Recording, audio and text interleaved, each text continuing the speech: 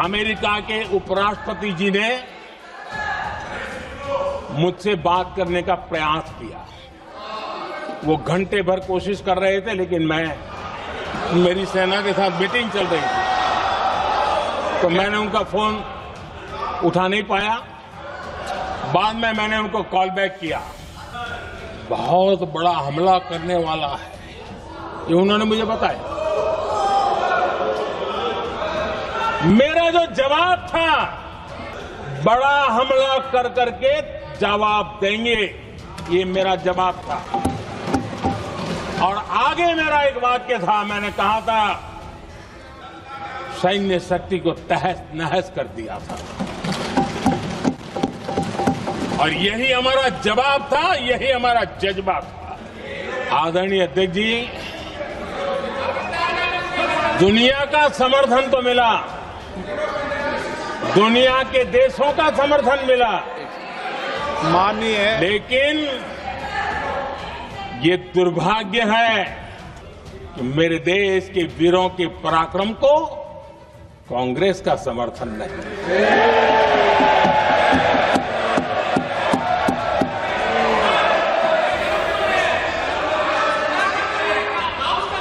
22 अप्रैल के बाद,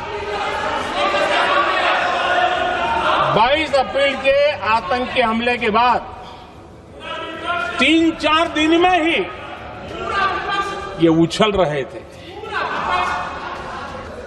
और कहना शुरू कर दिया, कहां गई 56 इंच की छाती, कहां खो गया मोदी, मोदी तो फेल हो गया। पाकिस्तान के एयरबेस एसेट्स को भारी नुकसान हुआ और आज तक उनके कई एयरबेस आईसीयू में पड़े हैं।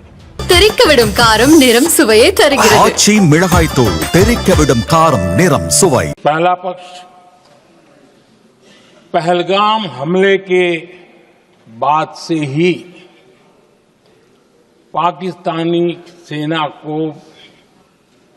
अंदाजा लग चुका था कि भारत कोई बड़ी कार्रवाई करेगा।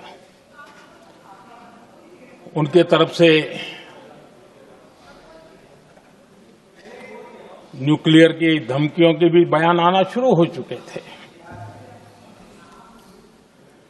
भारत ने 6 मई रात और 7 मई सुबह जैसा तय किया था वैसी कार्रवाई की और पाकिस्तान कुछ नहीं कर पाया। 22 मिनट में 22 अप्रैल का बदला निर्धारित लक्ष्य के साथ हमारी सेना ने ले लिया। दूसरा, पाकिस्तान के कोने कोने में आतंकी अड्डों को धुआं धुआं कर दिया गया।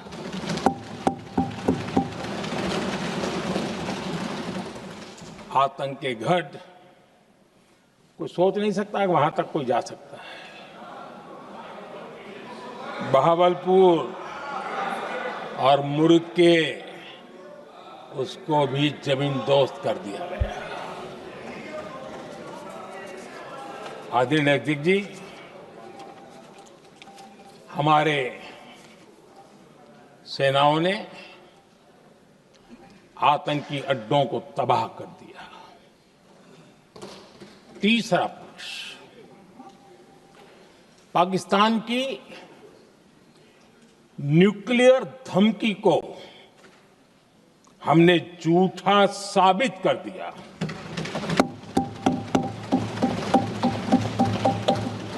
भारत ने सिद्ध कर दिया कि न्यूक्लियर ब्लैकमेलिंग अब नहीं चलेगा और न ही ये न्यूक्लियर ब्लैकमेलिंग के सामने भारत झुकेगा। आदरणीय अध्यक्ष जी, चौथा पक्ष, भारत ने दिखाई अपनी तकनीकी क्षमता। पाकिस्तान के सीने पर सटीक प्रहार किया। पाकिस्तान के एयरबेस एसेट्स को भारी नुकसान हुआ और आज तक उनके कई एयरबेस आईसीयू में पड़े हैं। आज टेक्नोलॉजी आधारित युद्ध का युग है। ऑपरेशन सिंदूर इस महारत में भी सफल सिद्ध हुआ है।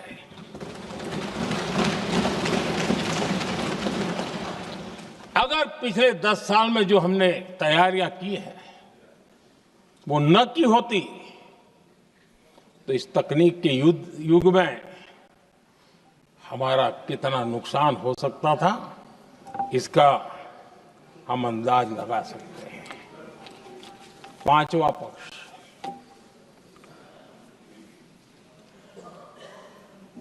ऑपरेशन सिंदूर के दरमियान पहली बार हुआ जब आत्मनिर्भर भारत की ताकत को दुनिया ने पहचाना।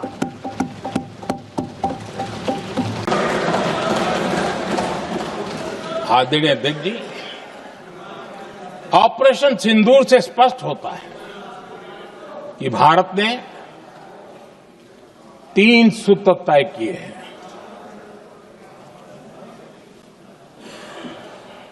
अगर भारत पर आतंकी हमला हुआ तो हम अपने तरीके से, अपनी शर्तों पर, अपने समय पर जवाब दे करके रहेंगे।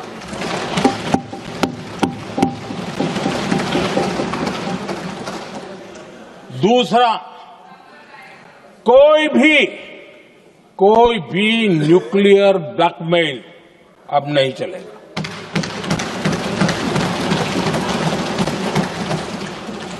और तीसरा,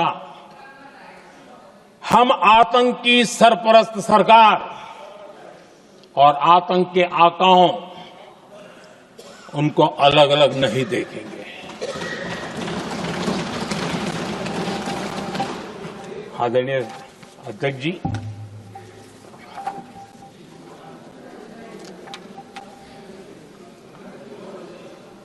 यहां पर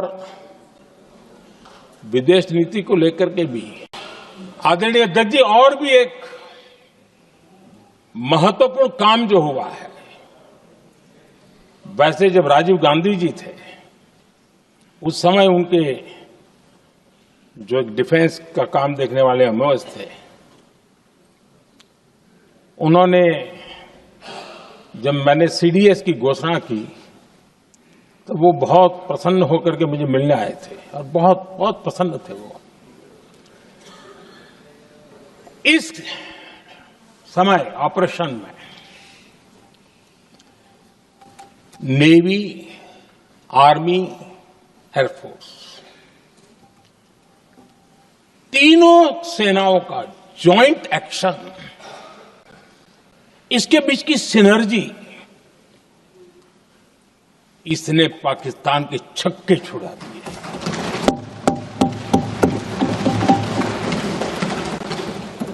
आदरणीय अध्यक्ष जी, आतंक की घटनाएं पहले भी देश में होती थी, लेकिन पहले आतंकवादियों के मास्टरमाइंड निश्चिंत होते थे और वो आगे की तैयारी में लगे रहते थे। उनको पता था कुछ नहीं होगा। लेकिन अब स्थिति बदल गई है। अब हमले के बाद मास्टरमाइंड को नींद नहीं आती। उनको पता है कि भारत आएगा और मार के जाएगा।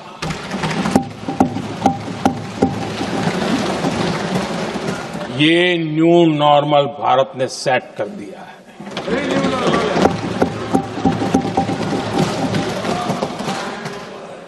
आदरणीय अध्यक्ष जी, दुनिया ने देख लिया कि हमारी कार्यवाही का दायरा कितना बड़ा, स्केल कितना बड़ा। सिंदूर से लेकर के सिंधु तक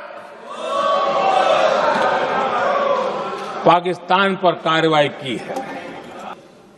यहां पर विदेश नीति को लेकर के भी काफी बातें कही गई हैं।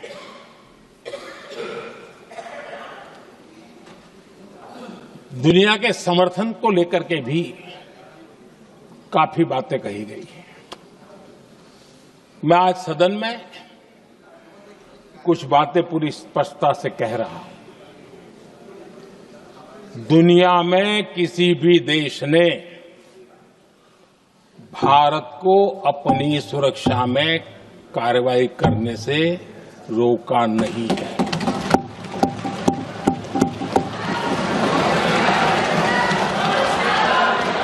संयुक्त राष्ट्र 193 कंट्रीज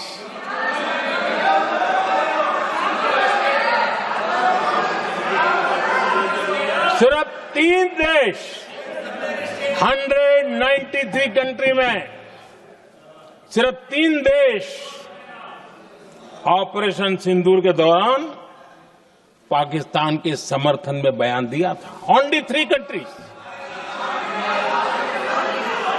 क्वाड हो, ब्रिक्स हो, फ्रांस, रूस, जर्मनी, कोई भी देश का नाम ले लीजिए, तमाम देश दुनिया भर से भारत को समर्थन मिला है।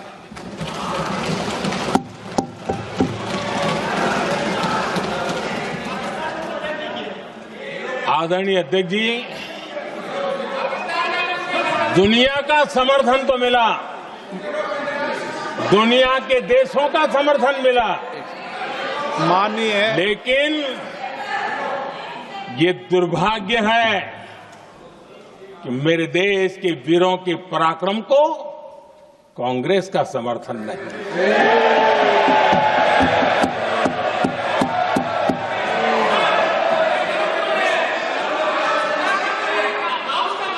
22 अप्रैल के बाद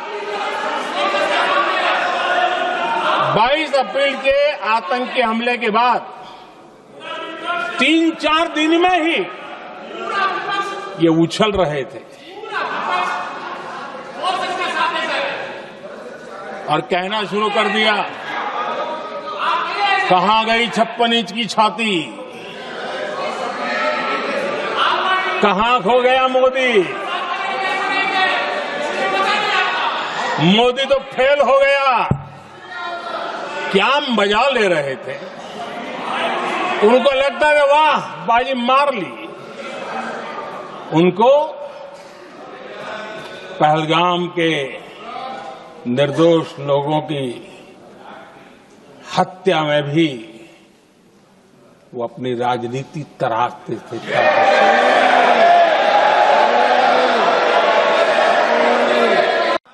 और आज पाकिस्तान भी भली भांति जान गया है कि भारत का हर जवाब पहले से ज्यादा तगड़ा होता है।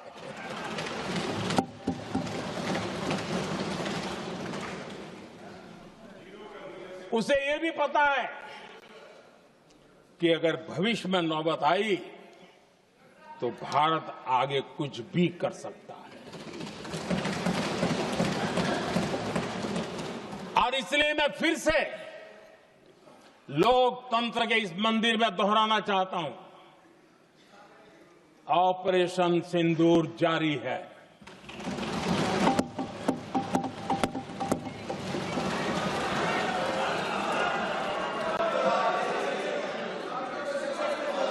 पाकिस्तान ने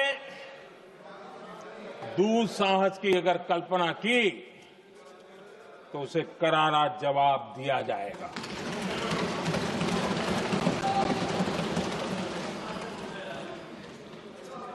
आदरणीय अध्यक्ष जी,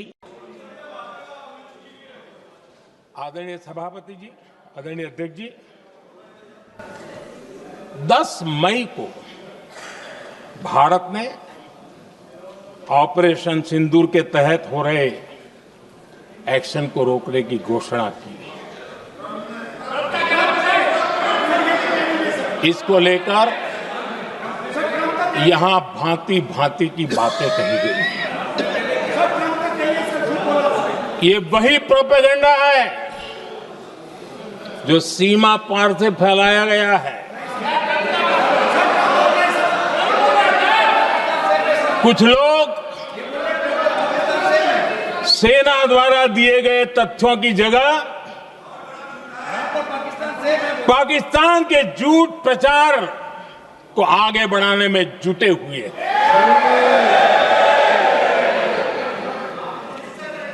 जबकि भारत का रुख हमेशा स्पष्ट रहा है। आदरणीय अध्यक्ष जी, कुछ चीजें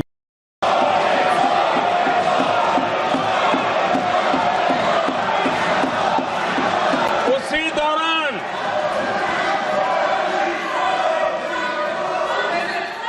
9 तारीख को रात को अमेरिका के उपराष्ट्रपति जी ने मुझसे बात करने का प्रयास किया। वो घंटे भर कोशिश कर रहे थे, लेकिन मेरी सेना के साथ मीटिंग चल रही थी, तो मैंने उनका फोन उठा नहीं पाया। बाद में मैंने उनको कॉल बैक किया। मैंने कहा कि आपका फोन था, 3-4 बार आपका फोन आ गया, क्या है? तो अमेरिका के उपराष्ट्रपति जी ने मुझे फोन पे बताया कि पाकिस्तान बहुत बड़ा हमला करने वाला है। ये उन्होंने मुझे बताया। मेरा जो जवाब था, जिनको समझ नहीं आता है उनको तो नहीं आएगा।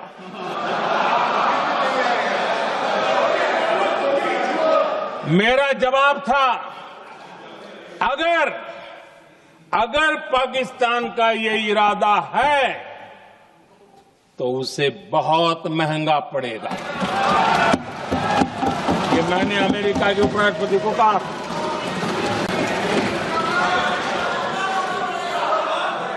अगर पाकिस्तान हमला करेगा तो हम बड़ा हमला कर करके जवाब देंगे। ये मेरा जवाब था।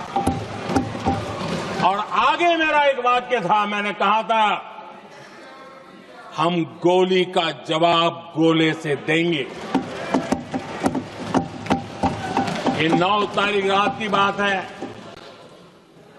और 9 रात में और 10 सुबह हमने पाकिस्तान को सैन्य शक्ति को तहस नहस कर दिया था। और यही हमारा जवाब था, यही हमारा जज्बा था।